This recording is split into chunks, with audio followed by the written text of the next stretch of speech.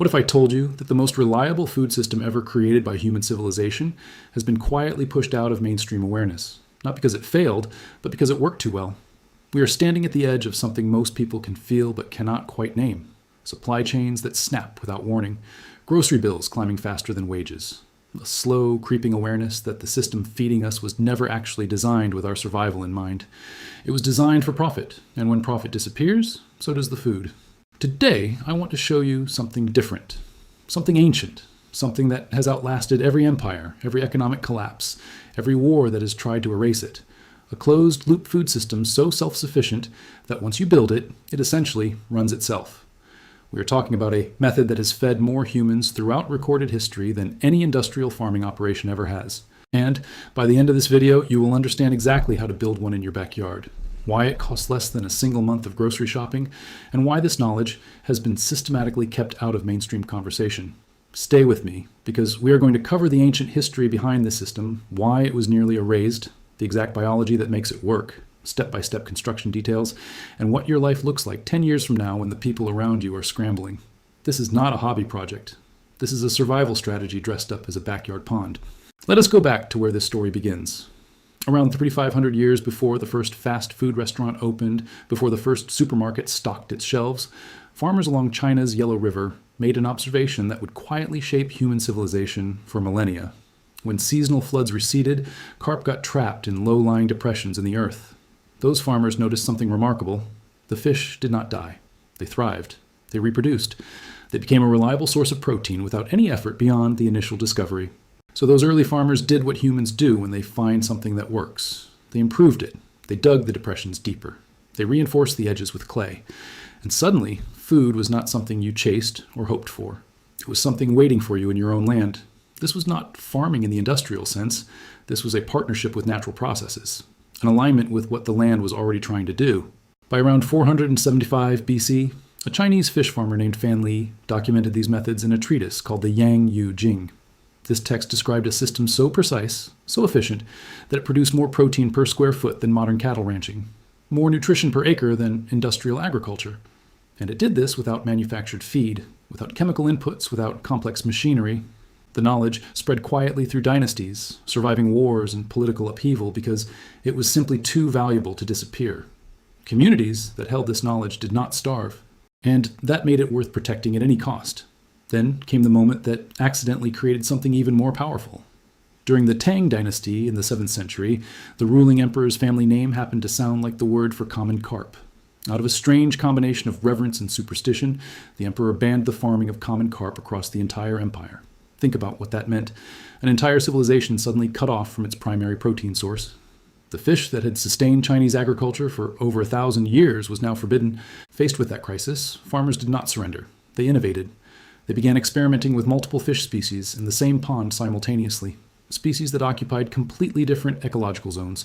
Some fed near the bottom, some filtered the middle layers, some grazed the surface. None of them competed with the others. Each one consumed what the others ignored. The result was a stacked, self-regulating ecosystem that outperformed anything that had come before it. The crisis created the masterpiece. This accidental policy gave birth to the world's first true polyculture system, a multi-species, multi-layer biological engine that produced food continuously with essentially zero external inputs. Now here's where it gets interesting for us today. When European travelers arrived in China centuries later, they described fish ponds as a defining feature of the landscape. Some of those ponds were hundreds of years old and still producing thousands of pounds of protein annually. Nobody was feeding them. Nobody was medicating them. The ponds fed themselves. That is the system we are talking about. That is what we are building. So why have most Americans never heard of this? When European settlers arrived in the New World, they brought with them an agricultural model built around livestock that required constant inputs. Cattle need feed, pigs need slop, chickens need grain. These animals need fencing, veterinary care, and continuous labor. The self-sustaining pond, a hole in the ground that generates its own food supply, must have seemed either impossibly simple or completely backwards. Either way, it did not fit the economic model being built. And economic models have a way of shaping what knowledge gets passed down and what gets quietly buried. By the 20th century, backyard ponds in America were ornamental. They were status symbols for wealthy homeowners with decorative koi, not food production systems. The working pond, the pond that fed families, had been culturally erased. But in the 1960s, researchers at Auburn University in Alabama started pulling on a thread. Fishery scientists began systematically testing ancient polyculture methods in small test ponds. Some of those ponds were barely 1,000 square feet, about the size of a modest above-ground swimming pool. They stocked native species using principles borrowed from ancient Chinese aquaculture. The results stopped everyone in their tracks. Documented yields of up to 350 pounds of protein from a single 1,000 square foot pond when managed with basic biological inputs. For comparison, a quarter acre of cattle pasture produces roughly 200 pounds of beef per year and demands constant feeding, veterinary intervention, and significant infrastructure. These tiny ponds produce nearly double the protein at a fraction of the space, with almost no ongoing cost. The studies were published. A handful of permaculture researchers cited them, and then the momentum disappeared. No government subsidies, no agricultural extension programs promoting it, no mainstream media coverage. The industrial meat system in the United States is worth hundreds of billions of dollars annually. It does not benefit from people learning to produce their own protein in their backyard. That is not a conspiracy. That is just economics. When knowledge threatens profit, profit wins. But here's the beautiful thing about biological systems. The knowledge does not actually need institutions to survive. It just needs one person who understands it to pass it on. And that is what we are doing right now. Let me walk you through the actual biology, because understanding why this works is what makes you capable of building it and maintaining it without anyone's help. This system is not just fish. Fish are one component of a 4-part living engine. The first component is waterfowl, specifically ducks. In traditional Chinese polyculture, waterfowl were always integrated into the pond ecosystem. Ducks are not just egg and meat producers, they are biological managers. When they swim, they stir up sediment, releasing stored nutrients back into the water column. Their manure, which they deposit constantly and directly into the pond, feeds algae. Algae feeds microscopic zooplankton. Zooplankton feeds small fish. Small fish feed larger fish. Meanwhile, the ducks forage on insects, aquatic vegetation, and small organisms, getting a significant portion of their own nutritional needs from the pond itself. Research suggests that ducks integrated into pond ecosystems can source up to 30% of their diet directly from the water, dramatically cutting your feed costs. Khaki Campbell ducks, one of the most productive breeds available, produce between 280 and 340 eggs per bird per year. A small flock of just 3 to 5 birds means you are collecting somewhere between 840 and over 1,500 eggs annually. That is a meaningful, consistent food supply from animals that are simultaneously maintaining your ecosystem. The second component is aquatic vegetation. Most people building decorative ponds fight their plants. In a productive polyculture pond, plants are not a problem to control. They are the filtration system. Cattails planted along shallow edges act as biological kidneys, their roots pulling excess nitrogen and phosphorus directly from the water and preventing the algae blooms that suffocate fish. Water lilies provide shade that regulates temperature and reduces evaporation during hot months. Submerged plants like hornwort release oxygen during daylight hours, maintaining water quality for fish. And then there is duckweed. Under the right conditions, duckweed can double its biomass in under 48 hours. It absorbs nutrients with extraordinary efficiency. Wastewater treatment facilities actually use it for exactly this reason, and your ducks will consume it as fast as it grows. A self-renewing feed source that costs you absolutely nothing. Research into controlled aquaponic systems has demonstrated that plant integration can remove up to 90% of nitrogen waste produced by fish. The plants handle the chemistry, the water stays clean, the fish stay healthy. You barely intervene at all. The third component is the fish themselves. For most of the United States, bluegill and channel catfish represent the simplest and most accessible starting point. Bluegill are resilient, reproduce on their own once established, and reach harvestable size of around 6 to 8 inches in approximately 2 years. Channel catfish grow considerably faster, reaching 1 to 2 pounds within 18 months in a well-managed system.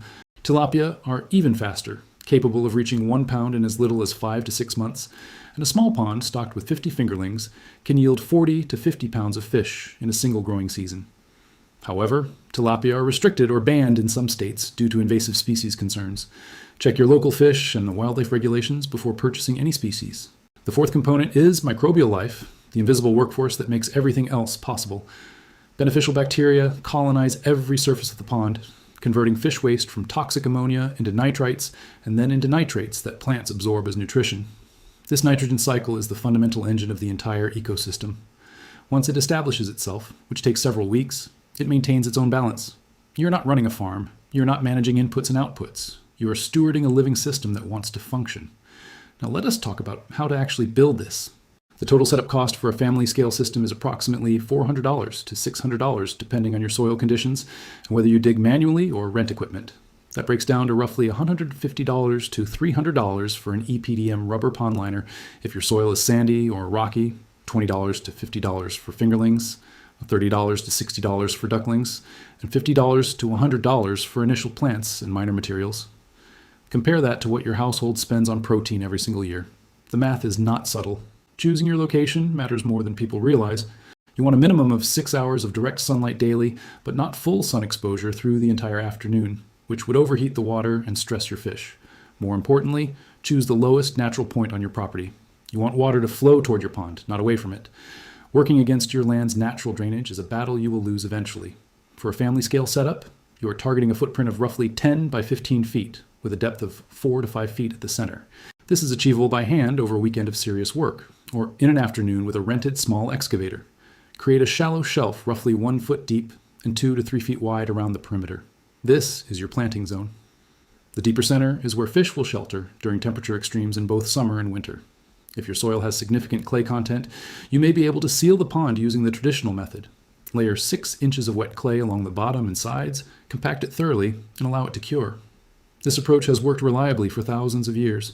If your soil is sandy, rocky, or otherwise porous, use an EPDM rubber liner rated for 20 to 30 years of service life, which typically costs between $1 and $2 per square foot. Fill with water and pause. If you're using chlorinated municipal water, allow it to sit for a full week before adding any living organisms. Chlorine is specifically designed to kill biological systems, and your pond bacteria cannot survive it. Well water and collected rainwater can be used immediately. Now introduce life in sequence. Start with plants only. Establish cattails and native irises on your shallow shelves. Position submerged plants in the deeper sections. Float water lettuce or duckweed on the surface. Then wait 2 to 4 weeks. The plants need time to root and begin functioning. More importantly, beneficial bacteria need time to colonize every surface. This microbial foundation is not optional. Rush it and your fish will die. After roughly a month, introduce your ducks. 2 to 5 birds is appropriate for a small pond. Watch what happens over the following days. The water will develop a slight cloudiness as the ducks stir up the bottom. This is correct. This is the ecosystem activating. The nutrients being released will begin feeding the biological chain. After another month, stock your fish. A general guideline is approximately 50 fingerlings per 1,000 gallons of water. Once they enter the pond, they will essentially vanish. You will not see them for weeks. This is normal. Do not add more fish, assuming the first ones died. They are simply doing what fish do, retreating to the cooler, darker water and growing. For the first 6 months, your job is nearly nothing. Watch water clarity. Remove excess duckweed if it forms a complete surface seal. Top off water levels during dry periods. That is genuinely the extent of it. The system is finding its equilibrium. Around the 6-month mark, you'll begin noticing flashes of silver near the surface. Your fish are becoming visible. By the end of year 1, depending on species and conditions, you will have fish approaching or at harvestable size. Your ducks will begin laying within 5 to 6 months of introduction. 3 ducks will typically provide somewhere between 700 and 900 eggs in their first year.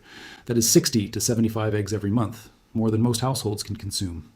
Year 2, your fish begin reproducing independently. Leave a healthy breeding population when you harvest and the system restocks itself. Year 3, you're no longer managing a project. You are simply collecting from a living system that has integrated itself into your land. The work investment at that stage is almost nothing. The return is continuous. For those in northern climates, winter management is simpler than it sounds. Most fish species in the system, particularly bluegill and catfish, naturally enter a dormant state in cold water and can survive under ice for extended periods. The single requirement is maintaining a small opening in the ice for gas exchange. A pond de-icer, which is an electrically heated disc that prevents freezing in a small area, costs roughly $40 and solves this entirely. Tilapia cannot tolerate temperatures below 50 degrees Fahrenheit and must be harvested before the first cold snap or relocated indoors. Ducks are far more cold hardy than most people assume. A simple 3-sided shelter with straw bedding is sufficient for them to continue laying through winter. A word on regulations, because this question always comes up. In the vast majority of U.S. states, ponds under 1 acre in size do not require permits. You are collecting and managing water on your own property. Fish species regulations vary by state, which is why verifying before purchasing fingerlings matters. But building the pond itself, integrating ducks, planting aquatic vegetation, this is your land and your right. Most people are surprised to discover how little permission they actually need to do this. Now I want to step back from the practical details for a moment, because the numbers and the construction steps only tell part of this story. We are living through a period of compounding instability. financial systems that were already under extraordinary pressure, supply chains that demonstrated their fragility to everyone during recent years, food prices that have become a source of genuine anxiety for millions of households, and underneath all of that, a slowly building recognition that the systems we were told to depend on were never actually reliable. They were simply the only option we knew about. The system we have been discussing today removes a critical vulnerability from your life, not in some abstract, theoretical sense, in the most concrete, tangible sense possible. In 10 years, your neighbors may be anxious about grocery prices, about shortages, about the unpredictability of a food system controlled by distant corporations and vulnerable supply chains. You will walk out your back door.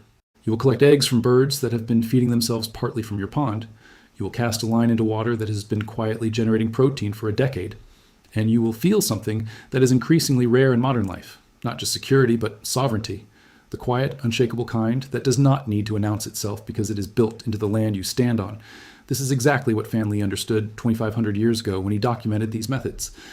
This is what Tang Dynasty farmers discovered when crisis forced them to innovate. This is what Auburn University researchers confirmed when they tested these ancient principles against modern scientific measurement. The biology is the same today as it was then. The need is arguably greater, and the knowledge, despite everything that has been done to bury it, is still here. Still accessible, still waiting for the person who is ready to stop depending on a system that was never designed with their survival in mind. Building the system is not complicated. It is not expensive. It does not require special skills or access to rare materials. It requires a piece of ground, water, sunlight, and a willingness to let natural processes do what they have been doing for millions of years before anyone tried to simplify it into a supply chain. The financial crash that so many are anticipating, whether it arrives next year or next decade, will make food security the most important form of wealth most people have never thought to build. The people who will navigate that period with the least fear are not the ones with the most money in the bank. They are the ones who built the systems that keep producing, regardless of what happens to money. You now have everything you need to start. The history that explains why this works, the biology that shows you how it works, the construction details that tell you how to build it. The only variable left is whether you act on it. If this has opened something for you, if you can picture yourself standing next to that pond 10 years from now with food in your hands and calm in your chest, subscribe so you do not miss the next system we explore. Share this with someone who is ready to stop waiting for permission to build their own security. The knowledge has always been here. It survived 2,500 years of wars, collapsed empires, and deliberate suppression. It can survive another generation. The question is whether you will be among the people who use it.